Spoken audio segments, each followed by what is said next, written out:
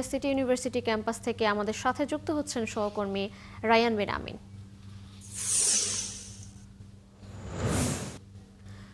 Ryan, আপনি তো সেখানে আছেন, একটু জানাবেন সকাল থেকে দুই বিশ্ববিদ্যালয়ের ক্যাম্পাসের পরিস্থিতি কেমন রয়েছে? দুই পক্ষের মীমাংসার বিষয়ে কোনো উদ্যোগ কি নেওয়া হয়েছে কিনা, এ বিষয়ে পুলিশ কি বলছে এবং বিশ্ববিদ্যালয়ের কর্তৃপক্ষের কি বক্তব্য এ বিষয়ে?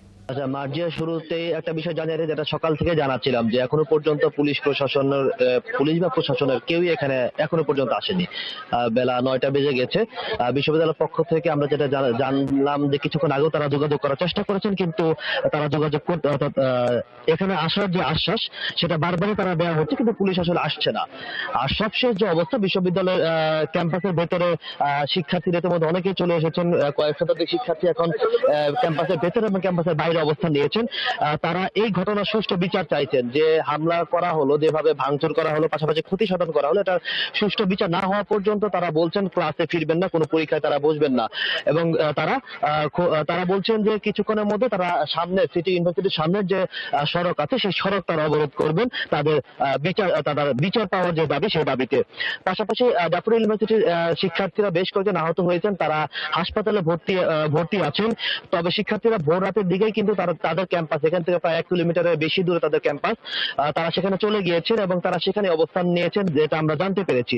এখন এই এলাকাটাতে শুধুমাত্র সিটি ইউনিভার্সিটির শিক্ষার্থীরা আছেন এবং শিক্ষকরা আছেন।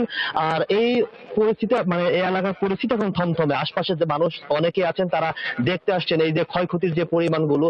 আর ইতিমধ্যে ভেতরে একটা সভা চলছে, বিশ্ববিদ্যালয়ের যে ক্ষয়ক্ষতিগুলো হয়েছে এটা নিরূপণে কি পরিমাণ ক্ষতি হলো। বিশ্ববিদ্যালয়ের উপাচার্য এসেছেন, বিশ্ববিদ্যালয়ের জ্যেষ্ঠ শিক্ষক যারা আছেন তারা সেই সভায় অংশ নিয়েছেন, তারা বিচার বিশ্লেষণ করছেন। আর বাইরে শিক্ষার্থীরা অপেক্ষা করছেন, পাশাপাশি এলাকাবাসীও আছেন।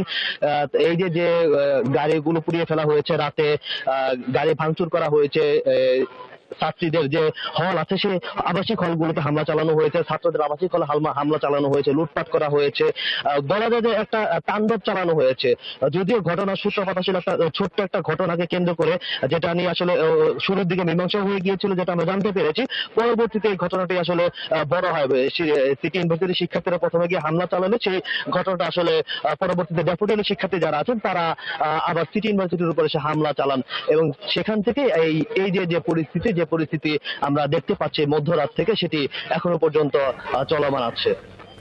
রায়ান, ধন্যবাদ আপনাকে যুক্ত হবার জন্য। আপনি সঙ্গেই থাকবেন, খোঁজখবর রাখতে থাকুন। আমরা নিশ্চয়ই পরবর্তী সংযোগে আবার আপনার সাথে যুক্ত হব। দর্শক, সিটি ইউনিভার্সিটি থেকে যুক্ত ছিলেন আমাদের সহকর্মী রায়ান বিন আমিন।